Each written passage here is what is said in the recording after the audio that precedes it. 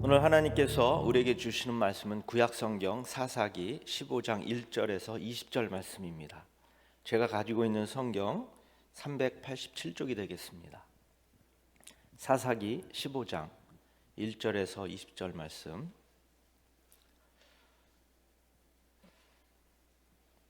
좀 길지만 우리 한 절씩 교독하고 마지막 절은 합독하도록 하겠습니다. 제가 먼저 1절 읽습니다. 얼마 후 밀 거둘 때에 삼손이 염소 새끼를 가지고 그의 아내에게로 찾아가서 이르되 내가 방에 들어가 내 아내를 보고자 하노라 하니 장인이 들어오지 못하게 하고 이르되 내가 그를 심히 미워하는 줄 알고 그를 내 친구에게 주었노라. 그의 동생이 그보다 더 아름답지 아니하냐. 청하노니 너는 그를 대신하여 동생을 아내로 맞이하라 하니 삼손이 그들에게 이르되 이번은 내가 블레셋 사람들을 해할지라도 그들에게 대하여 내게 허물이 없을 것이니라 하고 삼손이 가서 여우 300마리를 붙들어서 그 꼬리와 꼬리를 메고 회를 가지고 그 두 꼬리 사이에 한 회를 달고 회에 불을 붙이고 그것을 블레셋 사람들의 곡식 밭으로 몰아들여서 곡식단과 아직 배지 아니한 곡식과 포도원과 감람나무들을 사른지라. 블레셋 사람들이 이르되 누가 이 일을 행하였느냐 하니 사람들이 대답하되 딥나 사람의 사위 삼손이니 장인이 삼손의 아내를 빼앗아 그의 친구에게 준 까닭이라 하였더라. 블레셋 사람들이 올라가서 그 여인과 그의 아버지를 불사르니라. 삼손이 그들에게 이르되 너희가 이같이 행하였은즉 내가 너희에게 원수를 갚고야 말리라 하고 블레셋 사람들의 정강이와 넓적다리를 크게 쳐서 죽이고 내려가서 에단 바위 틈에 머물렀더라. 이에 블레셋 사람들이 올라와 유다의 진을 치고 레이에 가득한지라. 유다 사람들이 이르되 너희가 어찌하여 올라와서 우리를 치느냐. 그들이 대답하되 우리가 올라온 것은 삼손을 결박하여 그가 우리에게 행한 대로 그에게 행하려 함이로라 하는지라. 유다 사람 3,000명이 에단 바위 틈에 내려가서 삼손에게 이르되 너는 블레셋 사람이 우리를 다스리는 줄을 알지 못하느냐. 내가 어찌하여 우리에게 이같이 행하였느냐 하니 삼손이 그들에게 이르되 그들이 내게 행한 대로 나도 그들에게 행하였노라 하니라. 그들이 삼손에게 이르되 우리가 너를 결박하여 블레셋 사람의 손에 넘겨주려고 내려왔노라 하니 삼손이 그들에게 이르되 너희가 나를 치지 아니하겠다고 내게 맹세하라 하매 그들이 삼손에게 말하여 이르되 아니라 우리가 다만 너를 단단히 결박하여 그들의 손에 넘겨줄 뿐이요 우리가 결단코 너를 죽이지 아니하리라 하고 새 밧줄 둘로 결박하고 바위 틈에서 그를 끌어내니라. 삼손이 레히에 이름에 블레셋 사람들이 그에게로 마주 나가며 소리 지를 때 여호와의 영이 삼손에게 갑자기 임하심에 그의 팔 위에 밧줄이 불탄 삼과 같이 그의 결박되었던 손에서 떨어진지라. 삼손이 나귀의 새 턱뼈를 보고 손을 내밀어 집어들고 그것으로 1,000명을 죽이고 이르되 나귀의 턱뼈로 한 더미 두 더미를 쌓았으며 나귀의 턱뼈로 내가 1,000명을 죽였도다 하니라. 그가 말을 마치고 턱뼈를 자기 손에서 내던지고 그곳을 라맛 레히라 이름하였더라. 삼손이 심히 목이 말라 여호와께 부르짖어 이르되 주께서 종의 손을 통하여 이 큰 구원을 베푸셨사오나 내가 이제 목말라 죽어서 할례 받지 못한 자들의 손에 떨어지겠나이다 하니 하나님이 레이에서 한 우묵한 곳을 터뜨리시니 거기서 물이 솟아 나오는지라. 삼손이 그것을 마시고 정신이 회복되어 소생하니 그러므로 그 샘 이름을 에낙고레라 불렀으며 그 샘이 오늘까지 레이에 있더라. 블레셋 사람의 때에 삼손이 이스라엘의 사사로 20년 동안 지냈더라. 아멘. 할렐루야. 오늘은 막장 인생 이 삼손을 끝없이 사랑하신 하나님이라는 제목으로 하나님께서 주신 은혜를 같이 받도록 하겠습니다. 제가 수요기도의 이 설교 담당일 때는 이 사사기 강해를 계속해 나가고 있는데요. 이 사사기는 총 21장이 있습니다. 벌써 이제 15장까지 왔는데 처음 사사기 1장을 시작한 때가 이렇게 보니까요 20년 8월 26일이었습니다. 교육자들이 이제 순서대로 수요기도회를 이렇게 설교를 하다 보니까 오늘 이제 15장까지 오는데 무려 3년 3개월이 걸린 것 같습니다. 이제 총 21장까지를 다 마치게 되면은 아마 내년 말 정도까지 가야 다 맞춰질 것 같습니다.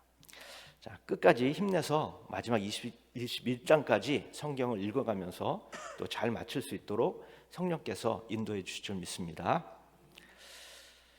여러분, 그리스도인이라면 성경을 읽고 하나님에 대해서 우리는 배워야 합니다. 또한 성경을 통해 우리가 가지고 있는 이 성경에 대한 인식이 바뀌어야 합니다. 또 우리들이 가지고 있는 잘못된 이 신앙관이나 또 가치관, 그리고 우리의 마음가짐과 또 생각이 바뀌어야 합니다. 만약에 조금이라도 바뀌지 않았다면 계속해서 성경을 읽어야 합니다. 성경을 읽어야 이 성경에 대한 이해가 달라질 수가 있고요. 또 성경에 대한 이해가 변해야 성도들이 변하고 또 교회가 변하고 또 기독교에 대한 이해가 변화될 수가 있습니다. 그러나 성경을 많이 읽어도 쉽게 변화하지 않는 것이 인간들인 것 같습니다. 여러분, 마르틴 루터라는 유명한 종교 개혁자가 있습니다. 그는 종교 개혁을 위해서 가장 집중했던 것이 바로 성경 번역이었습니다. 그 당시에 이 성경은 일반 백성들이 읽을 수 없는 라틴어로 쓰여져 있었습니다. 또 절대로 번역을 하지 못하도록 이제 법으로 정해져 있어서 일반 성도들 중에는 성경을 읽는 사람 한 사람도 성경을 읽는 사람이 없었습니다. 또 성당에서 미사 시간에 이제 사제가 설교를 할 때도 라틴어로 설교를 하기 때문에 설교를 알아듣는 일반 성도는 아예 없었습니다. 왜 그랬을까요? 그것은 성경을 읽고 해석하는 것은 오직 이 사제만이 할 수 있는 일이라고 생각했기 때문입니다. 따라서 성도들이 성경을 읽거나 또 성경에 대해서 알 수 있는 방법은 전혀 불가능했습니다. 심지어 성경을 소유하는 것조차도 죄가 되었습니다. 루터는 로마 교회 이 사제였기 때문에 성경을 읽을 수가 있었는데요. 그런데 성경을 읽으면서 그동안 자신이 알고 있었던 것과 또 성경이 말하는 것이 전혀 다르다라는 것을 알게 되었습니다. 성경을 통해서 그동안 자신이 가지고 있던 생각이 변화가 되었다는 것을 알게 된 것입니다. 따라서 루터는 이제 교회를 개혁하려면 사람들의 이 생각이 변해야 되는데, 이 생각이 변하려면 이 교회 지도자들인 이 사제들이 설교를 잘하고 또 강연을 많이 해서 사람들이 듣고 생각이 변하는 것이 아니라 바로 일반 성도들이 직접 성경을 읽어야 변한다고 생각이 든 것입니다. 성도들이 성경을 스스로 읽어서 그들이 가지고 있는 이 세상적인 사고방식이 하나님의 사고방식으로 인식 체계가 바뀌면 부패한 교회가 그로 인해서 개혁이 될 것으로 기대한 것입니다. 여러분, 성경, 이 하나님의 말씀이 가장 중요합니다.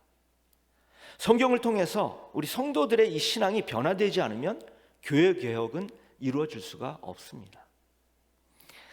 그런데 여러분, 성경을 읽다 보면은 어떤 성도들은 이 하나님께서 요구하시는 것이나 또 신앙의 조건들이 매우 어렵다고 오해를 하는 경우가 있습니다. 자, 예를 들어 보겠습니다. 출애굽기 19장에는 이스라엘 백성들이 이제 출애굽을 한 후에 이 시내산에 도착했을 때 하나님께서 이들에게 하시는 말씀이 나옵니다. 5절과 6절 말씀을 우리 화면에 나오는데 같이 합독하도록 하겠습니다. 시작. 세계가 다 내게 속하였나니 너희가 내 말을 잘 듣고 내 언약을 지키면 너희는 모든 민족 중에서 내 소유가 되겠고 너희가 내게 대하여 제사장 나라가 되며 거룩한 백성이 되리라. 너는 이 말을 이스라엘 자손에게 전할지니라. 아멘. 여러분, 이 말씀을 잘 보면 너희가 내 말을 잘 듣고 내 언약을 지키면이라고 마치 조건을 거는 것처럼 되어 있는데요. 그럼 만약에 말을 잘 안 듣고 언약을 지키지 않으면 하나님의 소유가 안 되고 또 제사장 나라와 거룩한 백성이 될 수 없는 것일까요? 그렇지 않습니다. 하나님은 이미 모세를 처음 만났을 때부터 이스라엘을 내 백성이라고 선언하셨습니다. 출애굽기 3장 10절 말씀도 우리 같이 한번 합독하도록 하겠습니다. 시작. 이제 내가 너를 바로에게 보내어 너에게 내 백성 이스라엘 자손을 애굽에서 인도하여 내게 하리라. 아멘.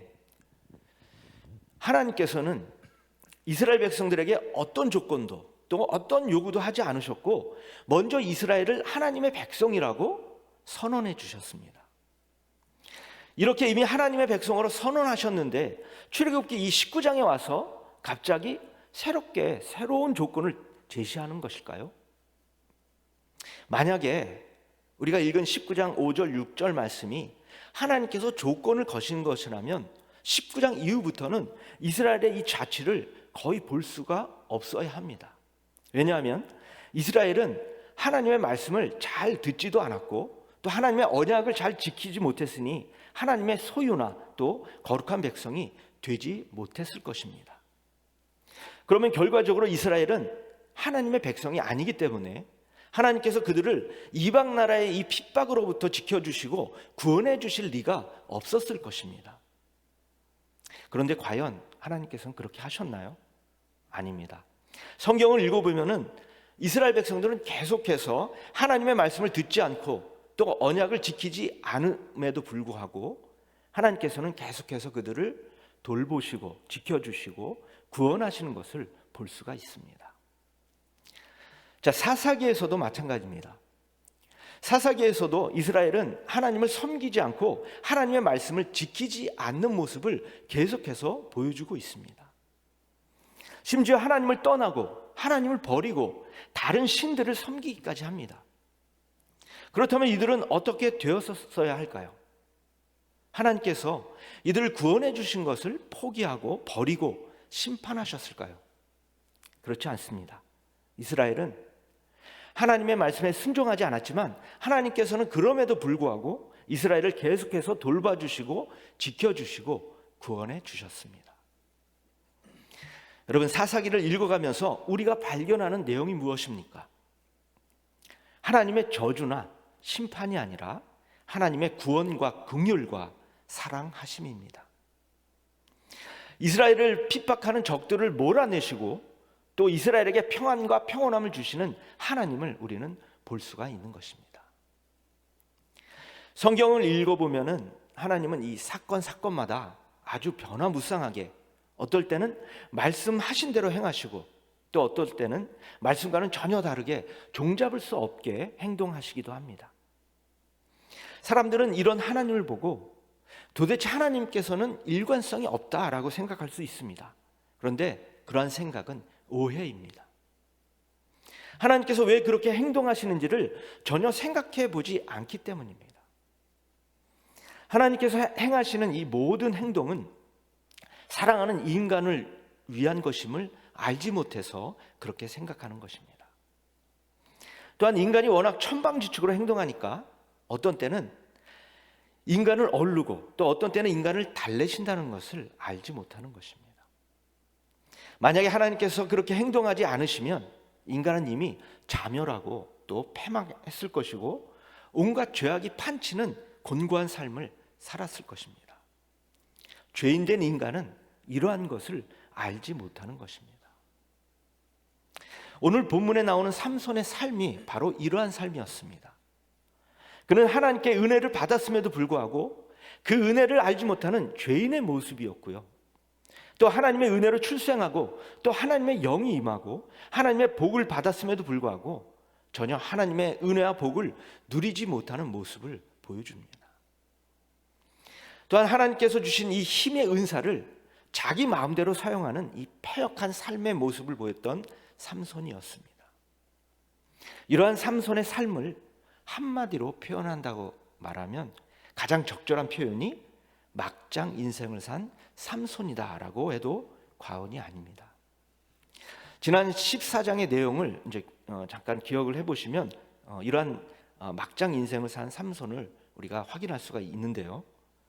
먼저 딥나에 사는 블레셋 여자를 부모님은 반대했지만 부모님을 설득해서 결혼잔치를 했고요. 그리고는 답을 알 수 없는 어려운 수수께끼를 내서 친구들을 공경에 빠뜨렸고요. 또 친구들은 아내를 닥달해서 답을 알아내서 삼손을 화나게 하고 그 결과 30명을 쳐 죽이는 사건이 벌어졌고요. 심지어 삼손의 아내마저 친구에게 주고 마는 그러한 내용들이었습니다. 여러분, 이러한 내용을 보면은 삼손은 이스라엘을 구원하는 것도 아니고 그렇다고 블레셋을 물리치는 내용도 결코 아닙니다. 그저 블레셋 여인이 삼손의 아내가 되는 결혼식을 통해서 잔치가 벌어지고 그 잔치가 끝나자마자 그 여인은 삼손의 친구에게 가게 되는 비참한 운명을 맞이하는 여인의 삶의 그러한 내용입니다. 이러한 내용을 보면은 삼손의 삶이 막장 인생을 산 것이라고 보아도 과언이 아닙니다. 그리고 오늘 본문 15장에서도 그 여인과 관련된 내용이 계속해서 이어지고 있습니다. 1절을 보시면은 삼손이 얼마 후에 아내를 찾아갔다라고 말하고 있습니다. 그러나 아내를 못 만났습니다. 그러자 또 삼손은 막장 행동을 합니다. 우리 4절과 5절을 다시 한번 합독하도록 하겠습니다. 시작. 삼손이 가서 여우 300마리를 붙들어서 그 꼬리와 꼬리를 메고 회를 가지고 그 두 꼬리 사이에 한 회를 달고 회에 불을 붙이고 그것을 블레셋 사람들의 곡식밭으로 몰아들여서 곡식단과 아직 배지 아니한 곡식과 포도원과 감람나무들을 사른지라. 아멘. 여러분, 어떻습니까? 삼손은 여우를 사용해서 곡식과 포도원과 감람나무를 불사르는 아주 잔인한 짓을 벌인 것입니다. 그럼 삼손이 행한 이 막장 행동의 결과는 어떠했을까요? 6절 후반부에 보니까 블레셋 사람들이 그 여인과 아버지를 불살라 죽였다라고 말하고 있습니다. 자신의 행동으로 인해서 아내와 장인을 죽게 만든 것입니다. 그러자 삼손이 또 나섭니다. 우리 7절, 8절 말씀도 한번 같이 읽어보도록 하겠습니다. 시작.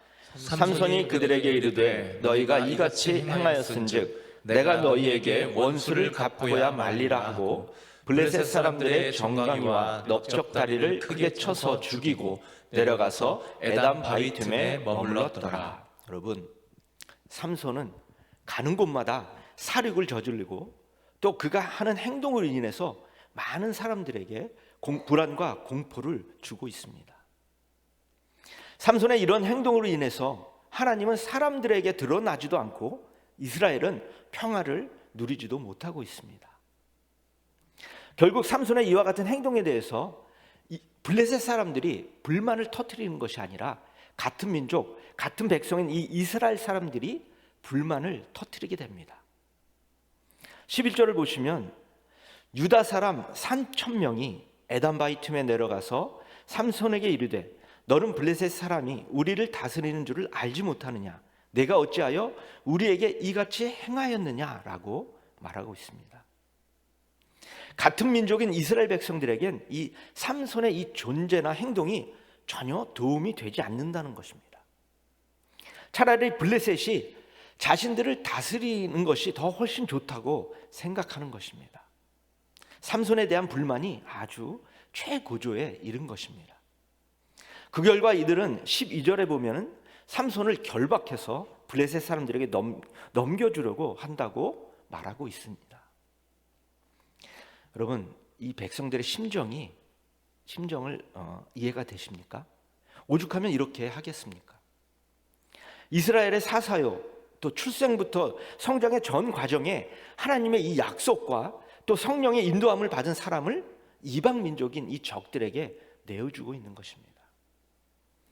이스라엘에 삼손이 있는 것이 전혀 도움이 되지 않기 때문에 오히려 없는 것이 더 낫다고 여기는 것입니다. 여러분, 만약에 우리들 주변에 이런 삼손과 같은 사람이 있다면 어떠시겠습니까? 하나님께 은혜를 받아서 엄청난 은사를 가진 사람이 있다고 한번 생각해 보겠습니다. 그 은사는 정말 엄청나서 아무도 흉내낼 수 없는 일을 많이 하는 사람입니다. 그런데 그 사람이 가는 곳마다 불안과 공포가 일어나고 평화가 깨지고 맙니다. 그 결과 그의 은사로 인해서 사람을 살리기보다는 사람을 죽이는 일이 벌어집니다. 차라리 은사가 없었으면 청방직축 망나니 같은 행동을 하지 못했을 텐데 은사가 있으니까 자기 멋대로 행동을 합니다. 여러분, 이러한 사람을 좋아할 수가 있을까요? 저도 아마 싫어할 것 같습니다.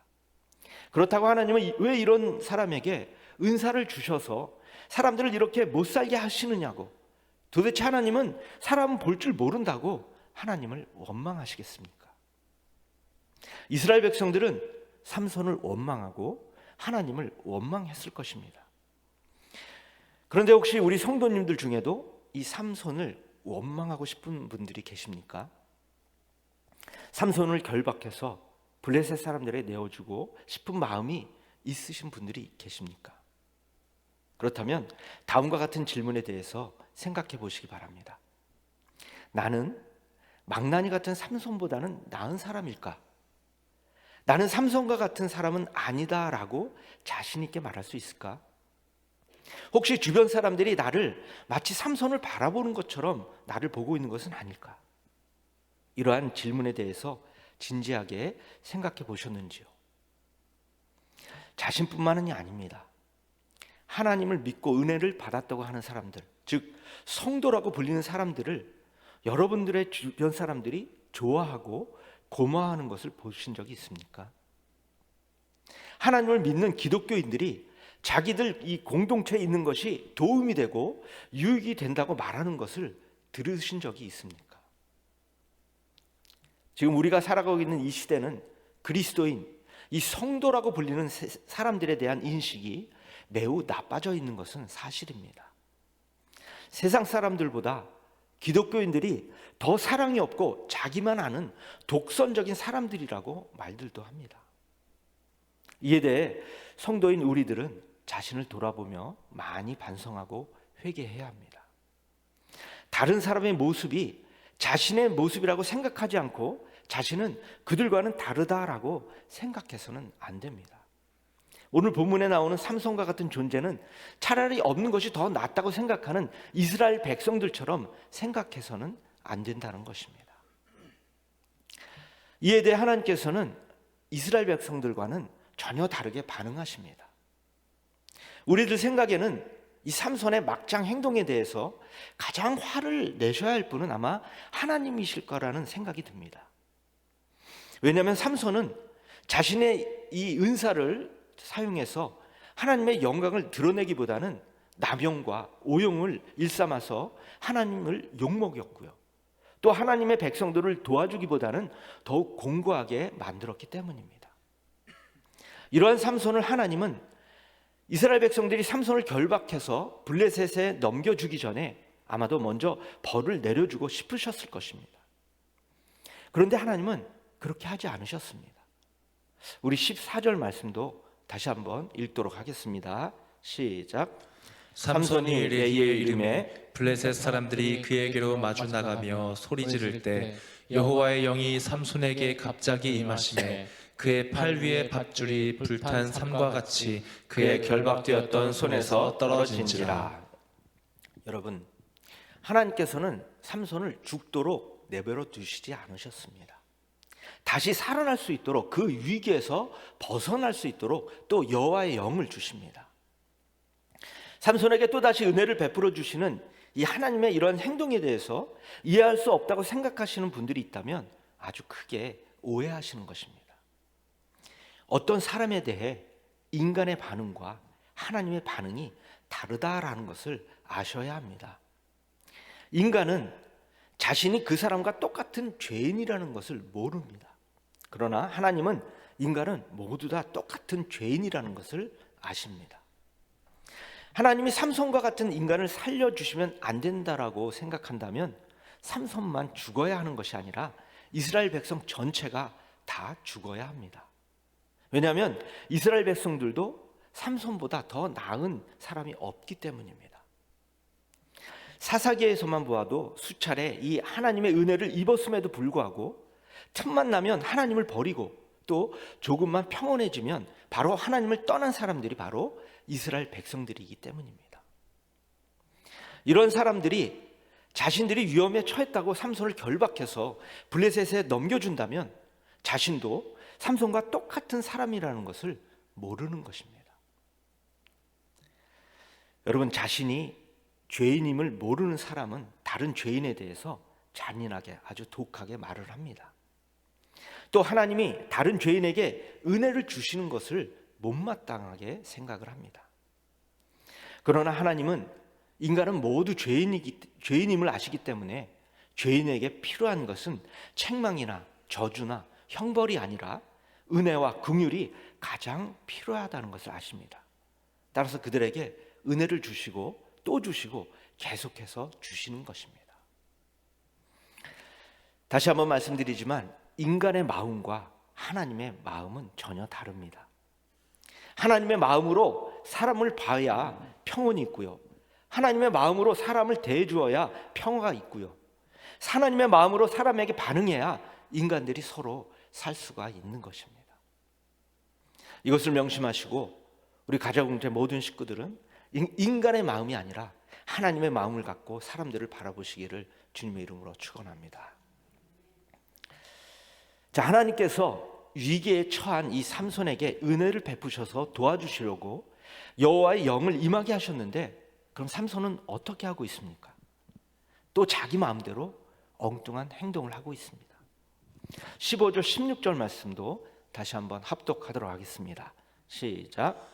삼손이 나귀의 새 턱뼈를 보고 손을 내밀어 집어들고 그것으로 1,000명을 죽이고 이르되 나귀의 턱뼈로 한 더미 두 더미를 쌓았으며 나귀의 턱뼈로 내가 1,000명을 죽였도다 하니라. 여러분, 삼손이 한 이 말을 어떻게 생각하십니까? 제 생각엔 인간이 했던 말 중에 가장 미련하고 바보 같은 말이라고 생각합니다. 세상에 자랑할 것이 없어서 이런 것을 자랑합니까? 이것은 이스라엘을 구원하는 것도 아니고요, 영토를 확장하는 것도 아닙니다. 그냥 자기 멋대로 하나님께서 주신 은사를 가장 바보같이 사용하고 있는 것입니다. 이와 같은 삼손의 막장 행동은 18절에서 아주 극에 달합니다. 18절 말씀도 같이 합독하도록 하겠습니다. 시작. 삼손이 심히 목이 말라 여호와께 부르짖어 이르되 주께서 종의 손을 통하여 이 큰 구원을 베푸셨사오나 내가 이제 목이 말라 죽어서 할례 받지 못한 자들의 손에 떨어지겠나이다 하니. 아멘. 여러분, 삼손은 목이 말라 탈진해서 죽는 것을 두려워한 것이 아닙니다. 말씀해 보듯이 할례 받지 못한 자들의 손에 죽는 것을 싫어한 것입니다. 즉, 자기는 할례 받는 백성이기 때문에 자존심이 있어서 할례 받지 못한 자들의 손엔 죽기 싫다는 것입니다. 할례 받은 백성에 대한 자부심은 이 삼손에게만 나타나는 것은 아닙니다. 삼손의 부모에게서도 알 수가 있는데요, 우리 지난 14장에 보면은 삼손이 블레셋 사람의 이 딸을 보고 장가가려고 할 때 삼손의 부모가 한 말이 있습니다. 14장 3절을 우리 화면에 나오는데 다시 한번 합독하도록 하겠습니다. 시작. 그의 부모가 그에게 이르되 내 형제들의 딸들 중에나 내 백성 중에 어찌 여자가 없어서 내가 할례 받지 아니한 블레셋 사람에게 가서 아내를 맞으려 하느냐 하니, 삼손이 그의 아버지에게 이르되 내가 그 여자를 좋아하오니 나를 위하여 그 여자를 데려오소서 하니라. 무슨 말입니까? 이스라엘 백성인 자신들은 할례를 받은 백성이라는 것입니다. 사사 시대만이 아닙니다. 왕정 시대에도 이런 똑같은 사고방식이 있었습니다. 이스라엘의 이 초대 왕이었던 사울이 죽을 때도 똑같은 말을 하는 것을 볼 수가 있는데요, 그때에도 상대방은 블레셋 사람들이었습니다. 사울이 활에 맞아서 죽을 때 하는 말이 사무엘상 31장 4절 상반절에 나오는데 제가 읽어보도록 하겠습니다. 그가 무기를 든 자에게 이르되 내 칼을 빼어 그것으로 나를 찌르라. 할례 받지 않은 자들이 와서 나를 찌르고 모욕할까 두려워하노라. 여러분, 이 삼손, 그리고 삼손의 부모, 그리고 이 사울이 한 말, 즉 할례를 받지 않은 자들과 할례를 받은 자신들을 차별화하는 말을 보고 어떠한 생각이 드십니까? 과연 할례 받은 사람들은 구별되어야 할 만큼 아주 고고한 자존심을 가지고 있구나, 정말 존경스럽구나 라고 생각이 드십니까? 저는 그렇게 생각하지 않습니다. 이스라엘은 자신들의 표현대로 할례를 받은 사람들입니다. 그런데 할례의 이 표식이 있는 그들은 하나님을 더욱 잘 섬겼습니까?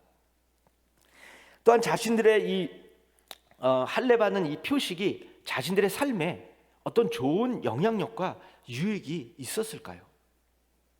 또한 자신들의 이 주변 사람들에게 어떤 좋은 영향력을 끼쳤고 어떤 유익을 주었던 일이 있었습니까?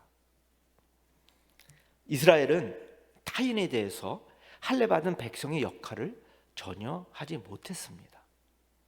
또한 자신들의 삶에서 할례 받은 이 백성의 특권을 누리지도 못했습니다. 할례 받았다는 것을 자신과 다른 사람들에게 전혀 유익하게 활용하지 못하고 그저 외형적으로 나는 할례를 받은 자다라는 이 알량한 자존심만 내세우게 된 것입니다. 여러분, 겉모습만 하나님의 백성, 그리스도인으로 보이면 안 됩니다. 할례를 받으려면 육신뿐만 아니라 이 마음의 할례까지도 받아야 합니다. 마음의 할례는 그럼 무엇일까요? 마음의 할례란 영적인 의미로 죄를 멀리하고 죄에서 자신을 분리시키는 것을 말합니다. 그래서 하나님의 자녀답게 거룩한 자세를 외형적인 모습보다는 마음 중심에서부터 가지라는 의미입니다.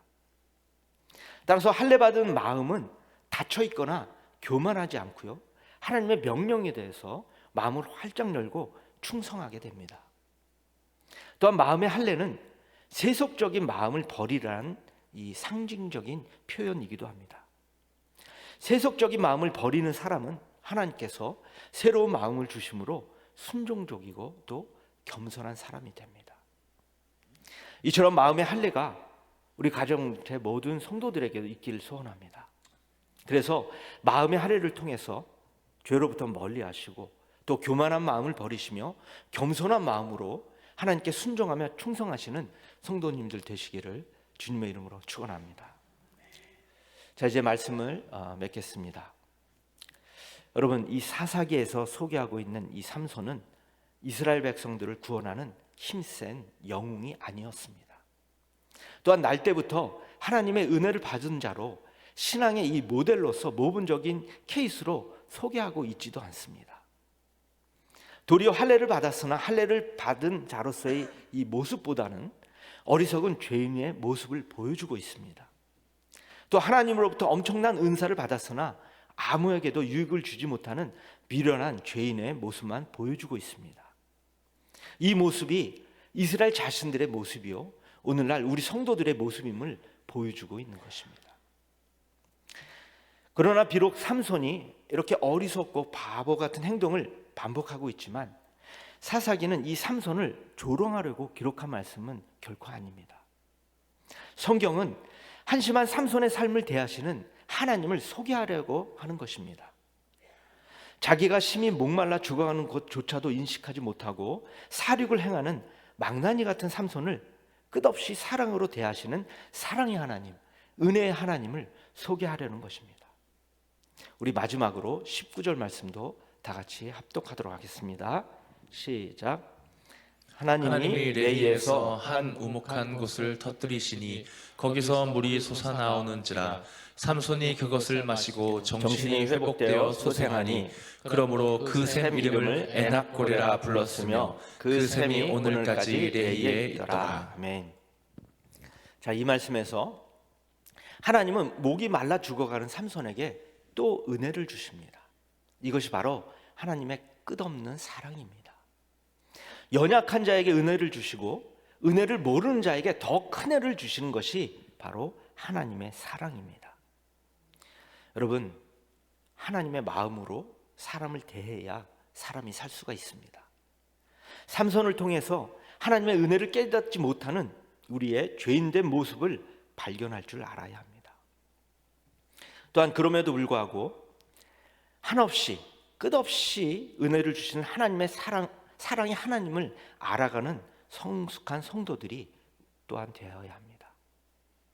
이러한 성도님들이 되어서 하나님께서 예배해 놓으신 큰 은혜와 복을 또 누리며 또 나눌 줄 아는 우리 가정 공동체 모든 성도님 되시기를 주님의 이름으로 축원합니다. 이 시간 우리 한없는 은혜를 주신 하나님을 생각하면서 우리 은혜 찬양 부르시면서 기도하는 시간을 잠깐 갖도록 하겠습니다.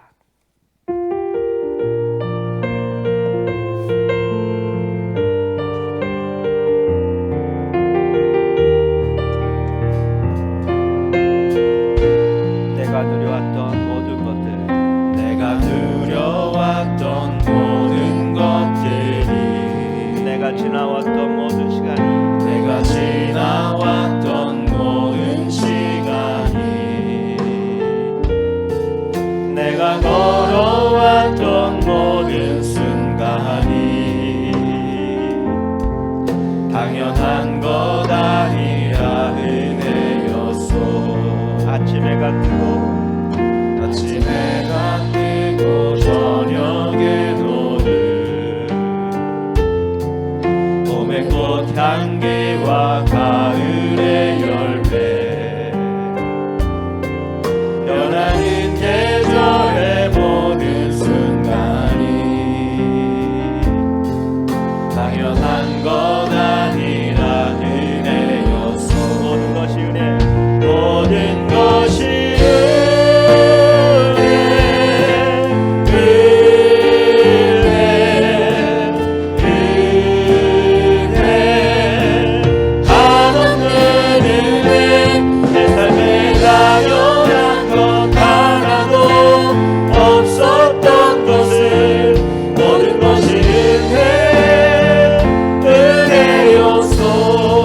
내가 이 땅에 태어나 사는 것, 내가 이 땅에 태어나 사는 것, 어린아이 시절과 어린아이 시절과 지금까지 숨을 쉬며 살며 꿈을 꾸는 삶, 당연한 것 아니라 은혜였소. 내가 하나님의 자녀로, 내가 하나님의 자녀로 살며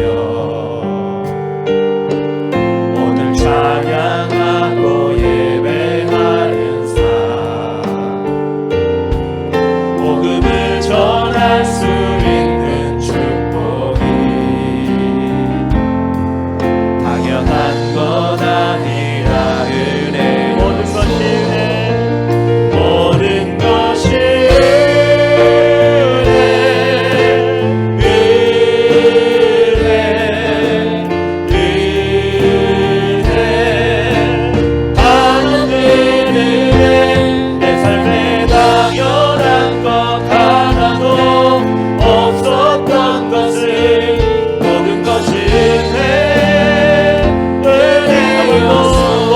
은혜, 모든 것이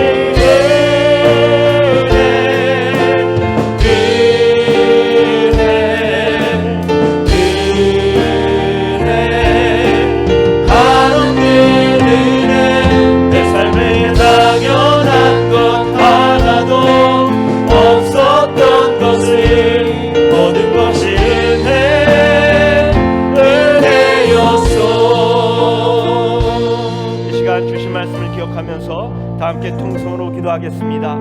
막장 인생을 산 삼손의 이야기를 통해서 그럼에도 불구하고 끝까지 사랑으로 대해주시는 하나님께서 우리에게 동일하게 역사해 주시길 기도하겠습니다. 특히 우리는 삼손과 다르다, 삼손보다는 더 낫다라는 생각이 있다면 이 시간 우리의 교만한 마음을 성령께서 없애달라고, 겸손한 마음을 허락해달라고, 그래서 많은 사람들을 주님의 사랑으로 섬기며 이익을 주며 돈이 되는 삶을 살아 하나님을 드러낼 수 있도록 성령께서 역사해달라고 우리 주여 한번 크게 부르며 통성으로 기도하도록 하겠습니다. 주여, 전능하신 아버지 하나님, 사랑이 많으신 사랑의 아버지 하나님, 이 시간 막장 인생을 사는 삼손의 이야기를 통해 귀한 깨달음을 우리들에게 주시고 삼손을 끝까지 사랑으로 대해주시는 하나님을 다시 한번 알게 하시니 감사를 드립니다. 삼손은 하나님으로부터 귀한 은사를 받았음에도 불구하고 하나님의 영광을 나타내지 못하고 자신의 감정대로 사용하여서 많은 사람들로부터 원망과 분노의 대상이 되었습니다. 이러한 삼손의 모습이 우리의 모습이 아닌가 반성해봅니다. 이 시간 우리가 가진 교만한 마음이 있다면 다 내려놓게 하시고 겸손한 마음으로 우리에게 주신 여러가지 달란트로 이 세상을 섬기며 돈이 되게 하시고 우리 말과 행동으로 하나님의 영광을 나타내며 살아갈 수 있도록 성령께서 역사하여 주시옵소서. 하나님께서 선택해서 사사로 부름을 받았지만 막장 인생을 사는 이 삼손을 그럼에도 불구하고 끝까지 사랑으로 내주신 그 은혜와 사랑을 우리들에게도 동일하게 내려주시옵소서. 그래서 그 받은 은혜와 사랑을 가지고 교회를 섬기며 세상을 섬기며 하나님의 나라를 위해 충성 헌신하는 가정의 모든 성도님들이 다 되게 하여 주시옵소서.